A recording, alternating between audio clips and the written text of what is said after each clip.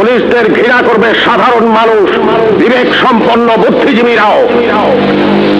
আপনারা সবাই ভুলে যাবেন AK-47 মতো মারাত্মক অস্ত্র পাওয়া গিয়েছিল আসামিদের কাছে। যদি জনগণের কাছে ধরা পড়ে ওই আসামিরা গণপিটুনিতে মারা যেত, আপনারাই বলতেন ভালো হয়েছে, পুলিশের কাছে গেলে ছাড়া পেয়ে যেত। একটা কথা মনে রাখবেন, পুলিশ কখনো আসামি ছাড়ে না। আসামি ছাড়ার অধিকার শুধুমাত্র বিচার বিভাগের। বলুন তো, AK-47 মতো রাইফেল কেন এদেশে আসবে, যা শুধু যুদ্ধক্ষেত্রে ব্যবহৃত হবে?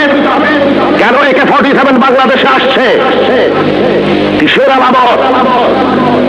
9 শুটার বন্দুক কেন টিসিবির মাধ্যমে হাজার হাজার বন্দুক সাধারণ মানুষের হাতে তুলে দেওয়া হচ্ছে? কেন? কে জবাব দেবে?